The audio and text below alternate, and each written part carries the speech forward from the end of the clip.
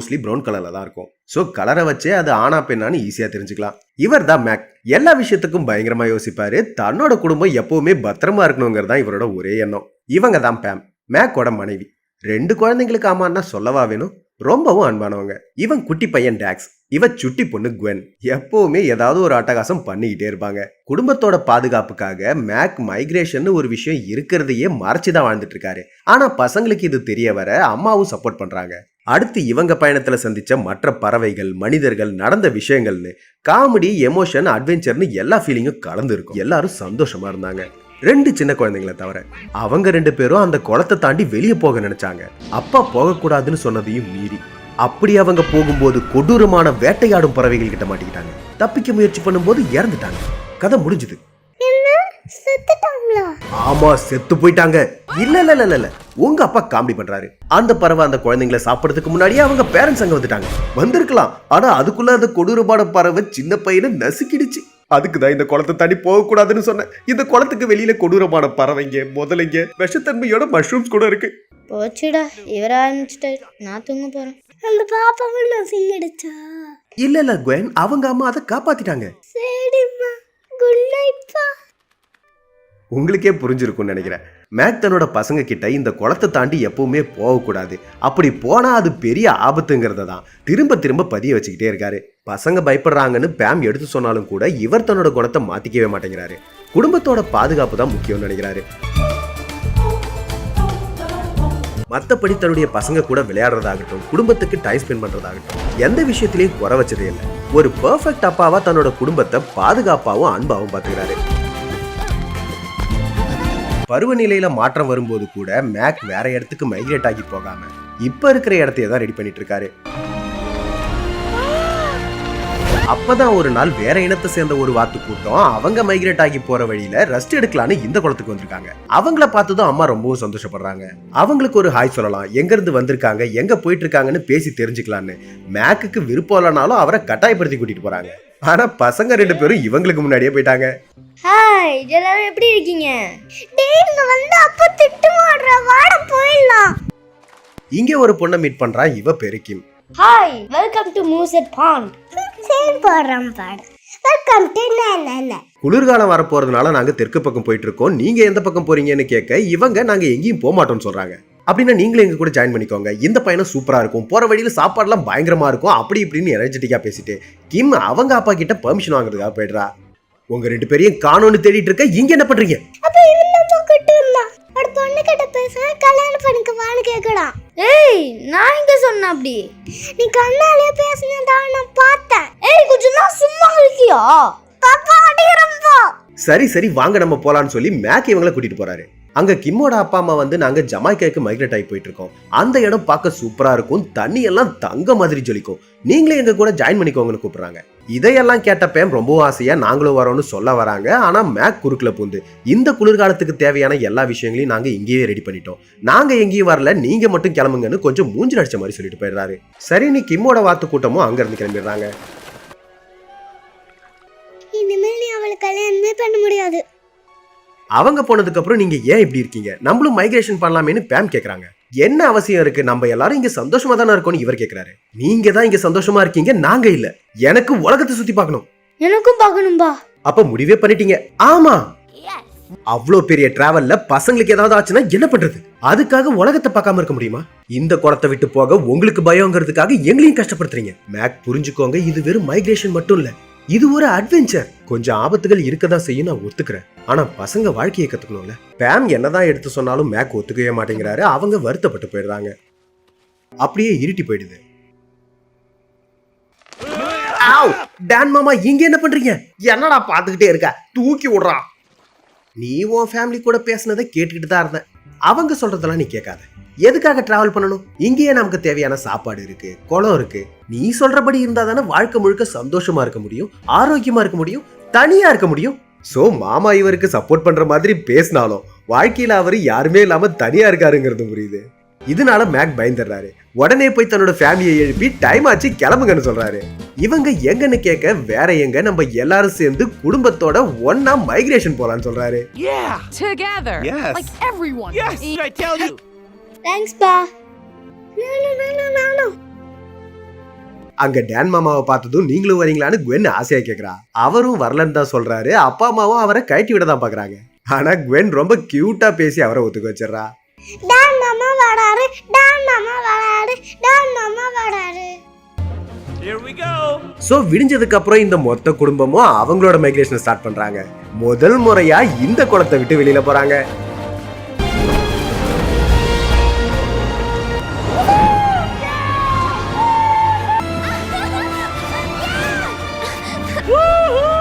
எல்லாருமே ரொம்ப சந்தோஷமா ஃபீல் பண்றாங்க. ஆனா இவங்களை தவிர மத்த எல்லா பறவைகளும் எதிர் திசையில போயிட்டு இருக்காங்க. சோ இவங்க தப்பான திசையில போயிட்டு இருக்காங்க. அடுத்த ஷாட் எதிர்பார்த்தபடியே பயங்கரமான மழையில மாட்டிக்கிறாங்க. எங்க இருக்கோன்னே தெரியாம ஏதோ ஒரு இடத்துல ஒதுங்கி நிக்கிறாங்க. சரியா அதே இடத்துக்கு வாத்துகளை சாப்பிடக்கூடிய ஒரு கொக்கு வந்துருது. இவங்க எல்லாருமே பயந்துடுறாங்க. ஆனா அந்த கொக்கு ஏன் இப்படி மழையில நனைஞ்சு கஷ்டப்படுறீங்க, எங்க வீட்டுக்கு வாங்கன்னு சொல்லி அவங்கள பேசி கூட்டிட்டு போகுது. அந்த கொக்கோட பேச்சு நார்மலா இருந்தாலும் அதோட பார்வை, அதோட வீடுன்னு எல்லாமே ரொம்பவும் பயமுறுத்துற மாதிரி தான் இருக்கு.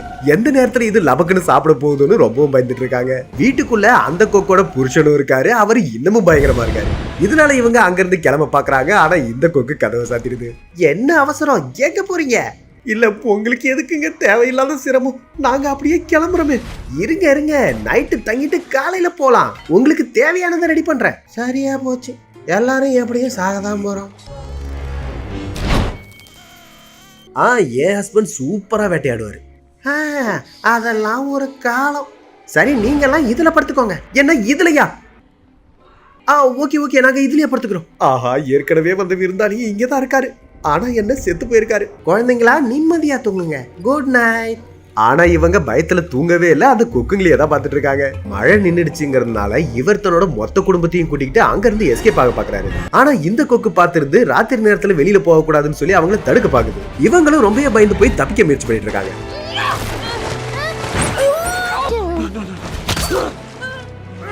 அப்போ ஒரு பெரிய மீன் பசங்க 2 பேரையும் சாப்பிட பாக்குது. அப்ப இந்த கொக்கு தான் மீனை சமாளிச்சு பசங்களையே காப்பாத்துது. சோ உண்மையிலேயே இந்த கொக்கு இவங்கள சாப்பிட பாக்கல, ஆபத்தான மத்த மிருகங்கள் கிட்ட இருந்து காப்பாத்துறதுக்காக தான் இங்க தங்க வச்சிருக்கு. இவங்களும் அதை புரிஞ்சுக்கிட்டு நிம்மதியா தூங்குறாங்க. விடிஞ்சதுக்கு அப்புறம் தான் அங்க இருந்து கிளம்புறாங்க. ஹேய், நீ ரொம்ப கியூட்டா இருக்க, ரொம்ப டேஸ்டாவும் இருக்க, ஒரு நாள் உன்னை நான் சாப்பிட்டுறேன். சும்மா காமெடி பண்ண, பயந்துட்டீங்களா? சரி இருக்கட்டும், நாங்க கிளம்புறோம், thank you.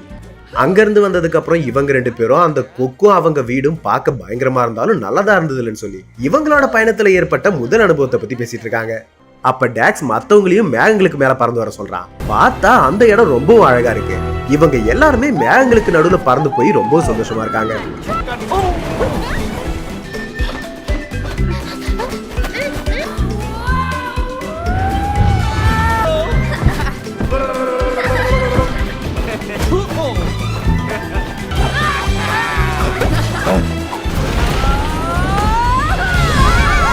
Down before we lose our way. Please, Dad, come on. What is that? இப்படி மேகங்களுக்கு நடுவுல பறந்து போகும்போது எங்க போறோன்னே தெரியாம சிட்டிக்குள்ள வந்துடுறாங்க.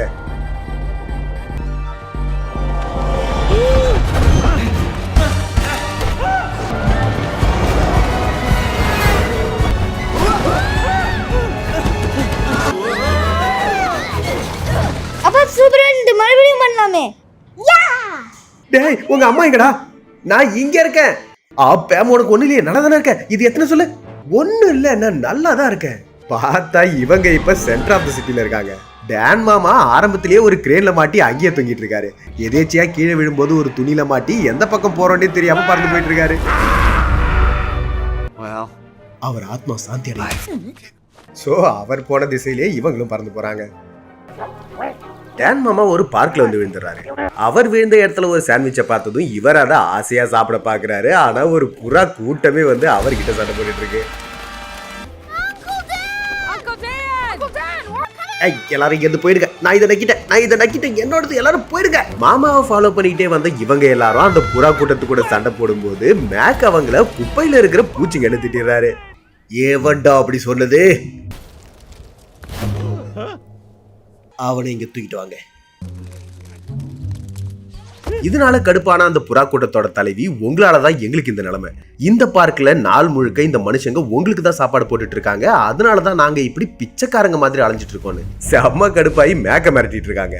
நல்ல வேலை பேம் உள்ள பூந்து எப்பவுமே என் புருஷன் இந்த மாதிரி தான் ஏதாவது ஏடா உடமா பேசிடுவாரு, அதை கண்டுக்காதீங்க. நமக்குள்ள பிரச்சனை வேணா, அந்த சாண்ட்விச்சை பாதி பாதியா பிரிச்சுக்கலாம்னு சொல்றாங்க. கொஞ்சம் யோசிச்சுட்டு தலைவியும் அதுக்கு ஒத்துக்க, மாமாவும் அந்த சாண்ட்விச்சை பாதியா பிரிச்சிடறாரு. அடிப்படையில எனக்கும் சண்டை போடலாம் விருப்பம் இல்ல, எங்களுக்கும் மனசு இருக்கு. நீ இவன மாதிரி இல்ல, புத்திசாலித்தனமா பேசுற. உனக்கு வேற ஏதாவது உதவி வேணும்னா என்ன கேளுன்னு தலைவி சொல்ல, நாங்க ஜமைக்காக்கு போகும்போது வழி மாறி இங்க வந்துட்டோம், உங்களுக்கு அங்க போக வழி தெரியுமான்னு பேம் கேக்குறாங்க. எனக்கு வழி தெரியாது, ஆனா அங்க போக வழி தெரிஞ்ச ஒருத்தனை எனக்கு தெரியும், அவங்கிட்ட போலான்னு கூட்டிட்டு போறாங்க. I didn't know you could be so tough. ஐயோ, மறுபடியும் இந்த வழியிலயா? நாங்க வர மாட்டோம். அதெல்லாம் பயப்படாதீங்க, என் கூடவே வாங்க, ரொம்ப ஈஸியா. லைட்டா மிஸ் ஆயிடுச்சு, வாங்க போலாம்.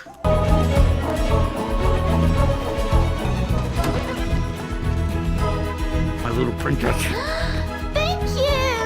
Look, there it is. That's Jamaica. போற வழியில குவென் ஒரு பலூனை பிடிச்சி அதை கூடவே எடுத்துட்டு போறா. அந்த புறா கூட்டத்தோட தலைவி இவங்களை சிகாப்பின்னு ஒரு ரெஸ்டாரண்ட்டுக்கு கூட்டிட்டு வராங்க. நம்ம மீட் பண்ண போறவனோட பேரு டெல்ராய். அவனோட ஓனர் ஒரு சமையக்காரன். ஒருவேளை நம்ம அவன் கண்ணில் பட்டா நம்மள அவன் சமைச்சு சாப்பிட்டுருவான், அதனால ஜாக்கிரதையாவாங்க. ஹே டெல்ராய், எப்படி இருக்க? உன்னை பார்க்க ஒரு மல்லடு வாத்து குடும்பத்தை கூட்டிட்டு வந்திருக்க, அவங்களுக்கு உன்கிட்ட ஏதோ கேட்கணுமா? இங்க ஒரு ஜமைக்கான் நாட்டை சேர்ந்த மக்காவியன பறவையை காட்டுறாங்க. இவர் பேரு டெல்ராய். ஜமைக்காவில ரொம்பவும் சுதந்திரமா சுத்திக்கிட்டு இருந்த இவரை அந்த சமயக்காரன் தான் புடிச்சு இங்க அடைச்சு வச்சிருக்கான். ஜமைக்காவுக்கு எப்படி போகணும்னு இவர்கிட்ட கேட்டதும் இவர் ஜமைக்காவையும் தன்னோட குடும்பத்தையும் தன்னுடைய பசங்களையும் மிஸ் பண்றதை நினைச்சு தேம்பி தேம்பி அழுதுகிட்டு இருக்காரு. இப்படி இவரு ரொம்பவும் ஃபீல் பண்ணி அழறத பார்த்த டாக்ஸி இவரையும் நம்ம கூடவே கூட்டிட்டு போகணும்னு சொல்றான். ஆனா இந்த குண்டுக்கான சாவி அந்த சமயக்காரங்கிட்ட தான் இருக்கு. அவன் மட்டும் உங்களை பார்த்துட்டானா சிக்கன்ல 65 பண்ற மாதிரி உங்களை வச்சு டக்கலாரன் செஞ்சிருவான்னு டெல்ராய் ரொம்ப மிரட்டாரு. பரவாயில்ல, நான் எடுத்துட்டு வரேன். ஏய் கொஞ்சம் இருடா. நீங்க தான் எல்லாத்துக்கும் பயப்படுவீங்க, நான் இல்ல. அவங்கிட்ட இவர் தைரியமானவர் தான் நிரூபிக்கிறதுக்காக நானே போய் எடுத்துட்டு வரேன்னு இவர் கிளம்பிடுறாரு. அந்த ரெஸ்டாரண்டோட கிச்சனுக்குள்ளேயே வந்துடுறாரு. அங்க டெல்ராயை புடிச்சிட்டு வந்த அந்த சீஃப் ஷெஃபை பார்த்து மத்த எல்லா ஷெஃப்மே ரொம்பவும் பயந்து போயிருக்காங்க. ஏன்னா அவன் ரொம்பவும் மோசமானவன், கொஞ்சம் கூட கருணையே கிடையாது. அவனோட கோட்ல தான் டெல்ராய் கூண்டுக்கான சாவியும் இருக்கு. யார் கண்ணிலையும் படாம மேக் அதை எடுக்க ட்ரை பண்றாரு.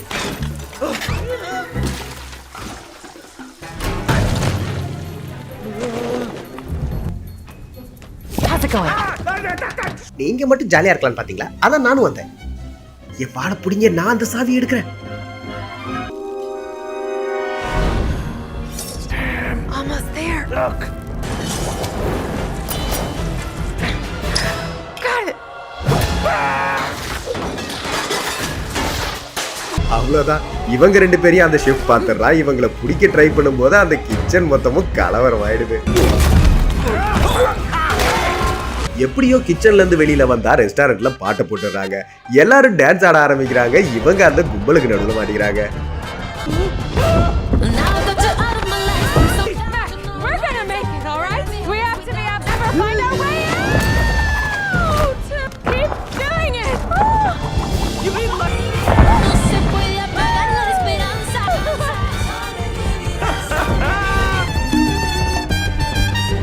Verás, voy a lograrlo. I'm a survivor, ya lo verás. Voy a lograrlo.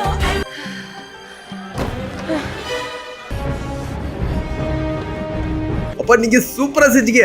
Granny, but we're in a bit of a hurry right now. Mac கூண்ட திறக்க ட்ரை பண்ணும்போது மாமா பின்னாடி அடிக்க இவரு அந்த சாவியை முழுங்கிடுறாரு. சீக்கிரம் அந்த சாவியை துப்புங்க, ஏதாவது பண்ணுங்க, அவன் வந்துட்டான். ஷெஃப் அந்த ரூம் கிட்ட வந்துடுறான். நல்ல வேளை இவங்க அந்த ரூமை லாக் பண்ணிடுறாங்க.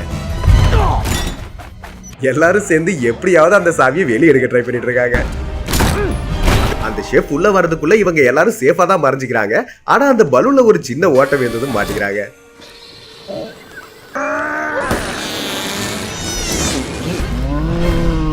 ஒரு வழியா மேக் அந்த சாவியை துப்ப டெல்ராய் அதை புடிச்சு அந்த கூண்டுல இருந்து எஸ்கேப் ஆயிடுறாரு.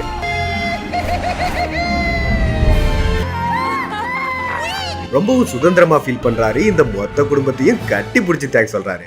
உன்ன மாதிரி ஒரு தைரியமான பறவையை நான் பார்த்ததே இல்லைன்னு மேக பாராடுறாரு. என்ன நீங்க காப்பாத்தி இருக்கீங்க, உங்களுக்காக நான் என்ன வேணாலும் செய்வேன், உங்களை நானே ஜமாக்காக கூட்டிட்டு போறேன்னு இவர் ரொம்ப சந்தோஷமா பேசிட்டு இருக்காரு. சோ இந்த மொத்த குடும்பமும் அந்த புறா கூட்டத்தோட தலைவிக்கு மனசார நன்றின்னு சொல்லிட்டு அங்க இருந்து கிளம்புறாங்க. you country pumpkins. I love you. So Delroy மொத்த குடும்பத்தையும் கூட்டிக்கிட்டு ஜமைக்காக்கு பறந்து போயிட்டு இருக்காரு.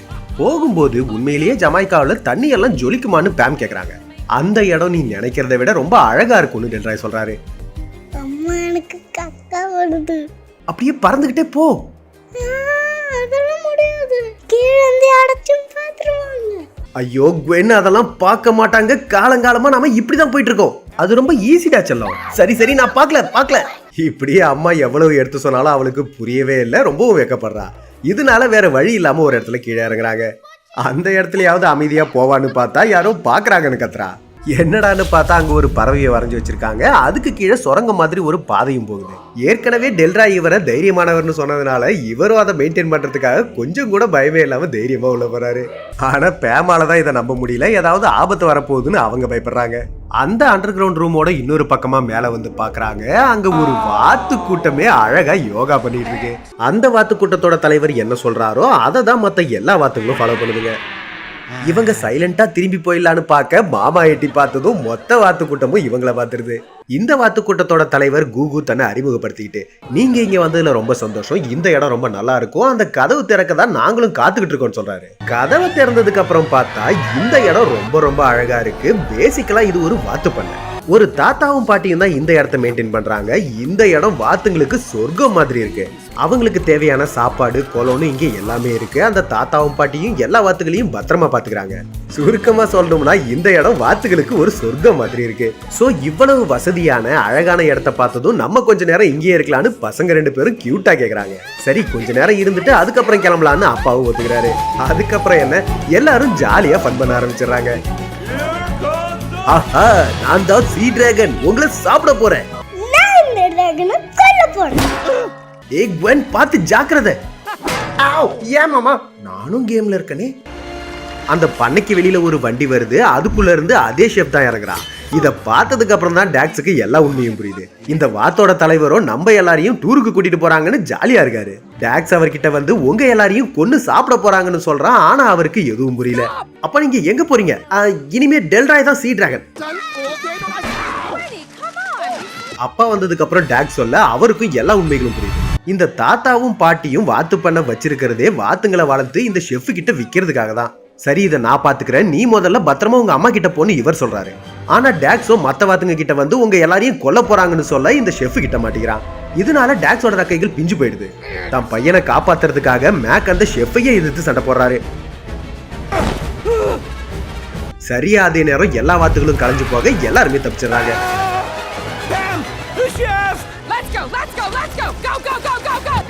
டாக்ஸ் என் மேல ஏறிக்கோ.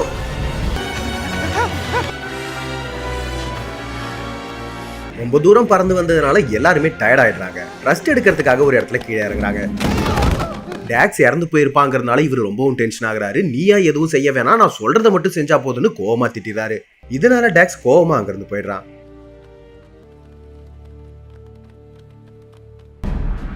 நைட்டு இந்த ஷெஃப் அவனோட ஹெலிகாப்டரை எடுத்துக்கிட்டு அந்த வாத்து கூட்டம் எங்க இருக்குன்னு சிட்டி முழுக்க தேடிட்டு இருக்கான். எல்லா வாத்துகளும் தூங்கிடுறாங்க. ஆனா டாக்ஸ் ரொம்ப ஃபீல் பண்றான். அவனுக்கு தூக்கமே வரல. டேய் கஷ்டமா இருந்தா என்ன கட்டி பிடிச்சுக்கோ. அதெல்லாம் ஒண்ணு வேணாம், இங்க இருந்து போ. நான் சொல்றது கேளு. எல்லாம் சரியா போயிடும்டா. சரியாயிடுச்சு தானே? இல்ல. அதே நேரம் ஷெஃப்பும் இவங்க இருக்கிற இடத்துக்கு வந்து இவங்க எல்லாரையும் பாத்துறான்.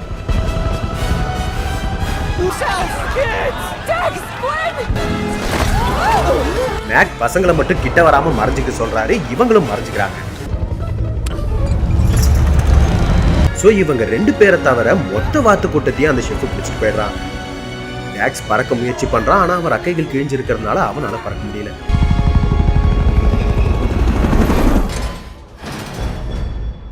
ஹெலிகாப்டருக்குள்ள அந்த ஷெஃப் மொத்த வாத்து கூட்டத்தையும் அடைச்சு வச்சுட்டு இவங்க 2 பேரை மட்டும் தனியா ஒரு குண்டுக்குள்ள அடைச்சு வைக்கிறான். இந்த பக்கம் டாக்ஸ் பறக்க முயற்சி பண்றான். நம்ம அவங்களை காப்பாத்தணும், ஏதாவது செய்யணும்னு ரொம்ப நம்பிக்கையா பேசுறான். ஆனா இவனால பறக்க கூட முடியாதுன்னு குவென் கஷ்டப்படுறா. கீழே விழுந்து கடந்த டெல்ராயோட ஒரு இறக பாக்குறான். இவனுக்கு ஏதோ ஒரு ஐடியா வந்திருக்கு. நான் உங்க பேச்சை கேட்டிருக்கணும், நம்ம அந்த குளத்தை விட்டு வந்திருக்கவே கூடாது. இப்ப நம்ம பசங்களையும் தொலைச்சிட்டோன்னு பேம் ரொம்பவும் ஃபீல் பண்ணி பேசிட்டு இருக்காங்க. ஆனா எனக்கே என் மேல நம்பிக்கை இல்லாத போது கூட நீ தான் முழு நம்பிக்கையோட இருந்த. நீ ரொம்ப தைரியமானவன். கண்டிப்பா இதுல இருந்து நம்மளால தப்பிக்க முடியும்னு இந்த தடவை மேக் தான் நம்பிக்கையா பேசுறாரு. ஒரு ஆபத்து வரும்போது அதை பார்த்து பயந்து ஓடக்கூடாது, தைரியமா எதிர்த்து நின்னு போராடணும். சரியா சொன்னீங்க மேக், நம்மளால இது செய்ய முடியும். ஆரம்பத்துல இவங்க சொதப்பதான் செய்யறாங்க, ஆனா மாமாவும் டெல்ராயும் 2 பேரும் ஒன்னா சேர்ந்து நடங்கன்னு சொல்லி கொடுக்குறாங்க. சோ இவங்க 2 பேரும் ஒன்னா சேர்ந்து நடந்து கிட்டத்தட்ட தப்பிக்க போறாங்க, இருந்தாலும் மாட்டேங்கிறாங்க. வருஷக்கணக்கா என்ன அடைச்சு வச்சல, இந்த வாங்கிக்கோ.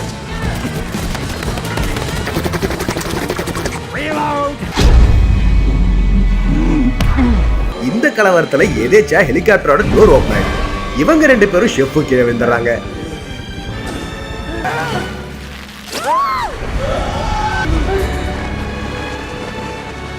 பார்த்தா நம்ம டாக்ஸி கீழே விழுந்த டெல்ராயோட இறகுகளையும் மத்த வாத்துகளோட இறகுகளையும் ஒன்னா சேர்த்து இவனோட இறகு மாதிரி செட் பண்ணி சூப்பரா பறந்து வந்துட்டு இருக்கான். சோ பசங்க 2 பேரும் ஒன்னா சேர்ந்து அப்பா அம்மா 2 பேரையும் காப்பாத்திடுறாங்க. ஹெலிகாப்டர்ல இருந்த டெல்ராயும் மத்த வாத்துகளும் கூட ஒன்னா சேர்ந்து அந்த கேட்டை உடைச்சு எல்லாரும் எஸ்கேப் ஆயிடுறாங்க. வாவ், நீங்க 2 பேரும் உயிரோட இருக்கீங்க, எனக்கு ரொம்ப சந்தோஷமா இருக்கு. அப்புறம் நீ ஜமைக்காக்கு ரெடி ஆயிட்ட போல இருக்கு, வாங்க வாங்க சீக்கிரம் போலாம். சோ நம்ம டெல்ராய் மொத்த வாத்து கூட்டத்தையும் கூட்டிக்கிட்டு ஜமைக்காக்கு போயிட்டு இருக்காரு.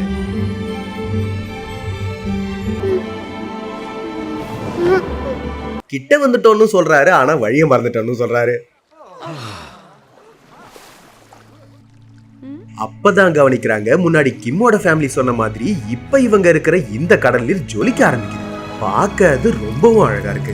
விஷயம் என்னன்னா, இருட்டா இருந்ததுனால தான் டெல்ராய் கன்ஃபியூஸ் ஆயிருக்காரு, ஆனா மத்தபடி அவர் எல்லாரையுமே சரியான இடத்துக்கு தான் கூட்டிட்டு வந்திருக்காரு. சோ விடிஞ்சதுக்கு அப்புறம் தான் தெரியுது, இப்ப இவங்க எல்லாருமே ஜமைக்காவுக்கு தான் வந்திருக்காங்க. Let's go!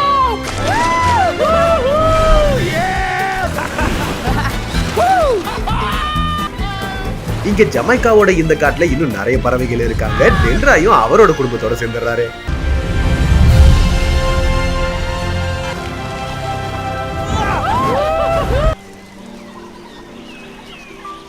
பார்த்தா கிம்மோட ஃபேமிலியும் கூட இதே இடத்துல தான் இருக்காங்க. அவங்கள பார்த்ததும் டாக்ஸும் ரொம்ப சந்தோஷப்படுறான்.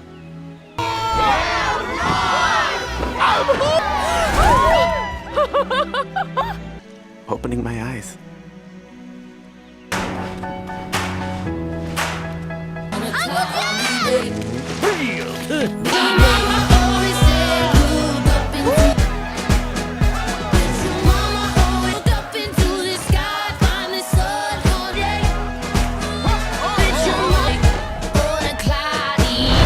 இப்ப அடுத்த பருவகால மாற்றத்துல காட்டுறாங்க. இந்த தடவை மைக்ரேஷனுக்கு கிளம்பும் போது குவென் ஒரு முதலையை புடிச்சுக்கிட்டு இதையும் கூட்டிட்டு போலாம்னு சொல்லிட்டு இருக்கா. நல்ல வேளை அம்மா தான் அவளுக்கு பேசி புரிய வைக்கிறாங்க. நம்மள மாதிரியே இன்னொரு பறவை கூட்டமும் தொலைஞ்சு போயிட்டாங்க, அவங்களுக்கு நம்ம ஹெல்ப் பண்ணணும்னு மேக் சொல்றாரு. பார்த்தா அது ஒரு பெங்குயின் கூட்டம். சோ அவங்கள சேஃபா அவங்க வீட்டுல விடுறதுக்காக எல்லாரும் ஒன்னா சேர்ந்து கிளம்புறாங்க.